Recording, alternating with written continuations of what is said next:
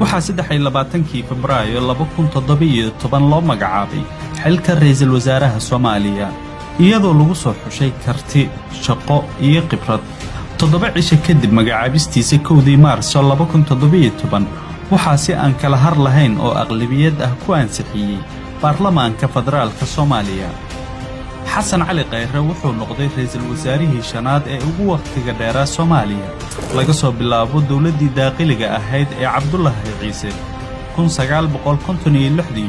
wax qabadkiisa iyo isbedelkii uu dalka ka sameeyay intii uu xukuumadda hogaaminayay waxaa qiray mucaarad iyo muxaafid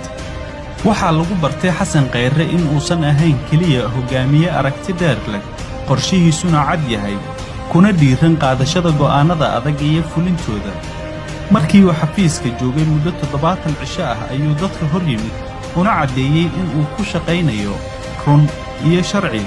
diyaarna uu u yahay in uu xilkiisa ku waayo haddii taas laga hor yimaado ummadda Soomaaliyeed waxaan rabaa markii mustaqbalka la yiraahdo muxuu xasan khayre ku soo kordhiyay shaqada wadankan kaliya hal mid in la yiraahdo shacabka Soomaaliyeed ayuu soo hor istaagay runtuuna u sheegay hatta haddii ay kalifayso run sheegiddu inaan shaqadayda ku waayo diyaar baan maalintii uu xafiiska la wareegay wuxuu wajahay xaqiiqooyinkii dawladnimada ee isla xisaabtan la'aanta ku dhisnaa waxaana lagu wareejiyay 2 Maarso dokumentiyo iyo qasnad eber ah oo aan wax dhaqaale ah ku jirin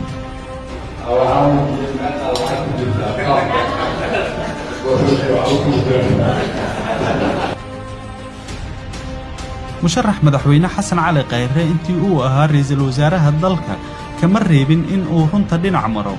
markii ay dadka Soomaaliyeed ugu baahida badnaayeen wuxuuna fuliyay ballanqaadkiisii markii uu 9 Juulaay 2020 sacad u sheegay in jidka kaliya ee dalka u furan uu yahay doorasho heshiis lagu yahay wuxuu ka sii digay haddii doorashada xilligeeda lagu qaban waayo inay dalka taasi u horseedi doonto qalqal amni iyo mid siyaasadeed ayna waxyeello gaarsiin doonto dadaalkii loogu jiray dib u soo kabashada dawladnimada Soomaaliya doorashadu inay ku dhacdo waqtigii loogu talagalay ay ku qabsoonto waqtigaasna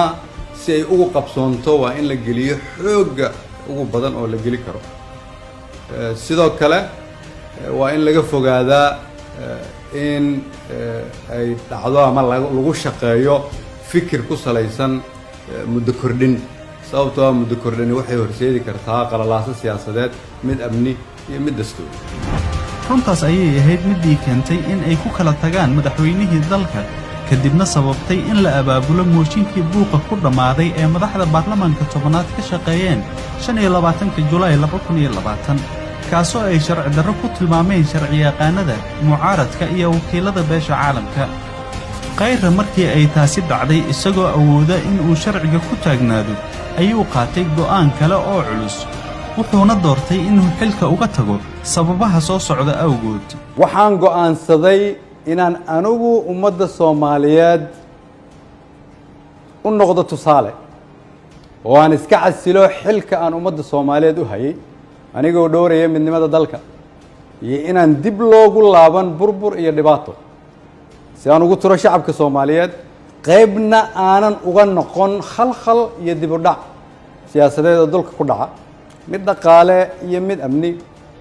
mid bulsho dalkan rajo ayaan ka leenahay kulligeen dalka ayaa kulligeen inaga weyn cid waliba waa inay aqbashaa in dalka loo turo maanta waa maalinteedii aniga ayaa u turay dalka shacabka Soomaaliyeed meel walba ay joogaan waxaan leeyahay waxaan idinkuga adeegay awooddii ugu sarreysay oo aan awoodo wuxuu dalka iyo dawladnimada uga turay dagaal awoodeed iyo mid dastuuri ah xusuuso waqtigii dalka iyo dadka uga soo lumi jiray khilaafyadii madaxweynayaasha iyo ra'iisul wasaareyaasha dibna u eeg dhaawacyada dawladnimada ka soo gaaray ishaysadka madaxda dalka oo inta badan ay ku dhex jiri jireen dalalka deriska iyo beesha caalamka laga soo bilaabo Cabdiqaasim iyo Cali Khaliif 2001 Cabdullaahi Yuusuf iyo ra'iisul wasaareyaashiisii Cali Geedi iyo Nuur Cadde 2007-2009 heshiiskii Kampala Accord ee laba shariif iyo farmaajo 2011 ilaa iyo Xasan Sheekh iyo labadiisii ra'iisul wasaare ee mooshinada iyo qalaasaha lagu diray Cabdi Shirdoon iyo Cabdiweli Sheekh 2013-2014 waxay ahayd in Soomaaliya ay ka korto mooshin iyo xilka qaadis aan loo marin sharciyada dalka u yaala sida xeer hoosaadka baarlamaanka iyo dastuurka dalka waxayna mar walba oo taasi dhacdo ay ceyb ku tahay dawladnimadeena oo muddo 30 sano ah ku dhex nooleed xayndaabka khilaafka madaxda sare ee dalka waxayna Soomaaliya ka bixinaysaa muuqaal xun oo ah in aysan isxukumi karin oo sharci darro ay u barteen xasan khayre markii uu xilka ka tagay sida ra'iisul wasaarayaashii hore u badnaayeen ma dhicin inuu dalka ka tago dibna ugu laabto qurbaha balse wuxuu dagaal u galay sidii dalka loogu soo celin lahaa jidkii uu ka leexday ee ahaa in 4 sanaba mar doorasho baarlamaan iyo mid madaxweyne dalka ay ka dhacdo isagoo awoodiisa iyo miisaankiisa ku biiriyay midowga musharaxiinta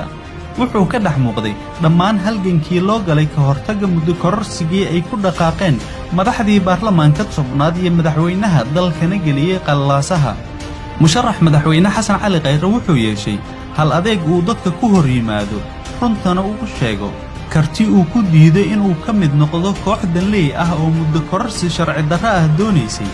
iyo weliba geesinimo uu isla kooxdaasi kula halgamo si dalka loogu soo celiyo nidaamkii lagu heshiiyey iyo doorasho wuxuu hadda u taagan yahay xilka madaxweynaha Soomaaliya waxaa yar musharaxa isku darsaday tilmaamahaas aan soo sheegnay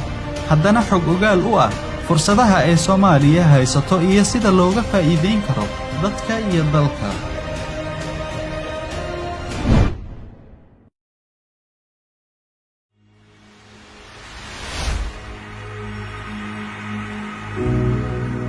waxaa 23 Febraayo 2017 loo magacaabay xilka ra'iisul wasaaraha Soomaaliya iyadoo lagu soo xushay karti shaqo iyo khibrad 7 cisho kadib magacaabistiisa 1 Maarso 2017 waxaa si aan kala har lahayn oo aqlabiyad ah ku ansixiyay baarlamaanka federaalka Soomaaliya xasan cali khayre wuxuu noqday ra'iisul wasaarihii shanaad ee ugu waqtiga dheeraa Soomaaliya laga soo bilaabo dawladii daaqiliga ahayd ee Cabdullaahi Ciise 1956 waxqabadkiisa iyo isbeddelkii uu dalka ka sameeyay intii uu xukuumadda hogaaminayay waxaa qiray mucaarad iyo muxaafid waxaa lagu bartay xasan khayre in uusan ahayn kaliya hogaamiye aragti dheer leh qorshihiisuna cad yahay kuna dhiiran qaadashada go'aanada adag iyo fulintooda markii uu xafiiska joogay muddo 70 cisho ah ayuu dadka hor yimid una cadeeyay in uu ku shaqaynayo run iyo sharci diyaarna uu u yahay in uu xilkiisa ku waayo haddii taas laga hor yimaado ummadda Soomaaliyeed waxaan rabaa markii mustaqbalka la yiraahdo muxuu xasan khayre ku soo kordhiyay shaqada waddankan kaliya hal mid in la yiraahdo shacabka Soomaaliyeed ayuu soo hor istaagay runtuuna u sheegay xataa haddii ay kalifayso run sheegiddu inaan shaqadayda ku waayo diyaar baan u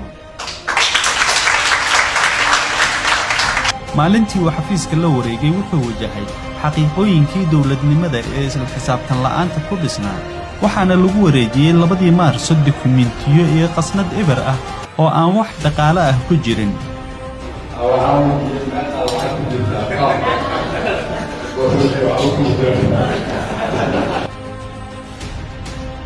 musharax madaxweyne xasan cali khayre intii uu ahaa